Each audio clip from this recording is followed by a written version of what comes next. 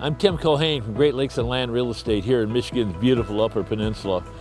I'm very lucky today to be at a very, very unique, one-of-a-kind pieces of property in the middle of one of the most desirable lakes in Upper Michigan. Lake Michigamme has it's about 4,000 acres, I believe, and has many islands on them. Several of them are like this that have cabins on them. It's a unique part of the Upper Peninsula. It has a lot of history here, and it's all about nature and the pristineness of the area. And Mark has taken over and made this island not only a beautiful place to visit, but a bit of a theme park, if I could say so. It's just fun being on this island, and the unique part of this island is everything. He hosts concerts here in the summertime. People will go out in their boats, and there'll be 60, 70 boats out there listening to the music that Mark provides. And it's just a unique area. Michigamme is a historic town in a historic part of this country. So if you got a chance, come to Upper Michigan. It can't be beat. And this island is very, very special. And my friend Mark here is going to explain a lot more about the ins and outs of this island, and I think you'll find him very informative. Thanks, Tim. You betcha, Mark. I'm Mark Hangen. I am the owner of Gitche, Manitou, a 10-acre island here in beautiful Lake Michigamme in the Upper Peninsula of Michigan. We're sitting here by the fire pit having this discussion. Bought the island 3 years ago, and it had previously been owned by Jeff Rottingen, an author who had had it in his family for over 30 years.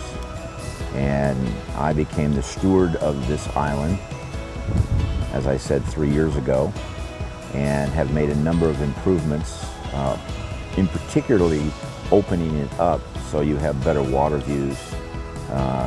We put a deck on the back of the house, so when the winds are blowing from the south, as they are today, you can sit on the north side of the house and have a basically wind-free view of the lake, have dinner, lunch out there, etc. The island has a number of structures on it.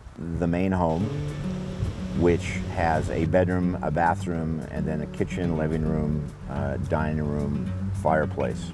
It's a log cabin home and has served both the prior owner and our family very nicely. In addition, there are 3 sleeping cabins on the island, which basically can hold, they've got 2 beds in each sleeping cabin. Great for the kids, great for the adults that are coming over to visit. Easy walk from the main home here. We have power from the mainland, 400 amp service. We have high-speed internet using Starlink. We have DirecTV, and we have 4 bars of 5G cell service out here. So it's super convenient in terms of being able to stay connected to the grid. So let me address the utilities that are available on the island. Very unusually and expensively, I might add, the prior owner added power from the mainland, 400 amp service through Wisconsin Energies, which is just an amazing benefit and value enhancer to this island. So all the power is provided from the mainland, 400 amp service, and it's all new. In addition to that, we have a Honda backup generator such that if the mainland power goes down, we can continue to power the island. And when you have electric boat lifts, that's important. For example, we can continue to power the island with our backup generator. The water system is out of the lake. We use 2 pumps. You can get an osmosis system to convert that water to drinkable water. We elect to bring in 5-gallon bottled water from Norway Springs, the local provider. They deliver it to the island, and that's what we use to drink. But everything else is, laundry, showers, sinks, toilets, etc., all go through the lake system, and the water's fine. It's just we elect not to drink the water. We use the Norway Springs water. In terms of septic, we've got 2 approved septic systems on the island, one for the main house, one for the bathhouse.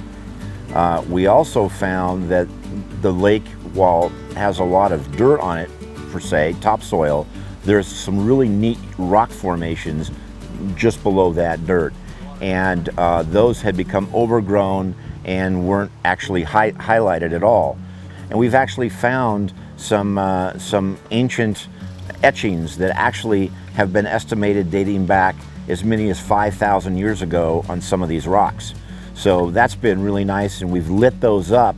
So at night, as you walk through the island, you see the glow off these rocks, which is really spectacular. Another feature we have on the island is at our highest point, we have a golf tee.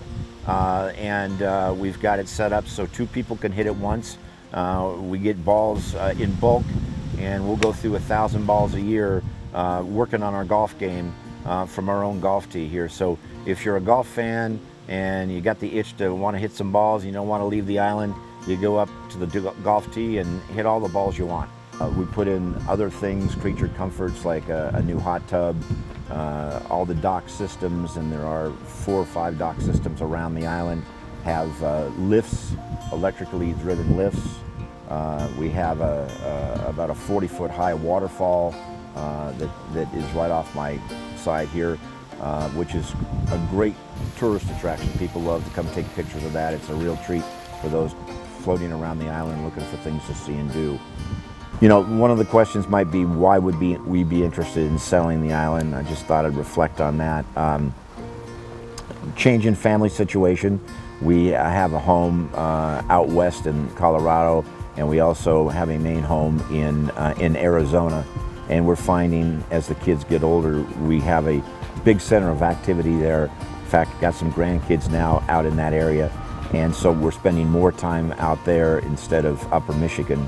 And it's just gotten to the point where it would be better to just move our center of operations in the summer down to Colorado or maybe Flagstaff, and hence why we would sadly let go of the island.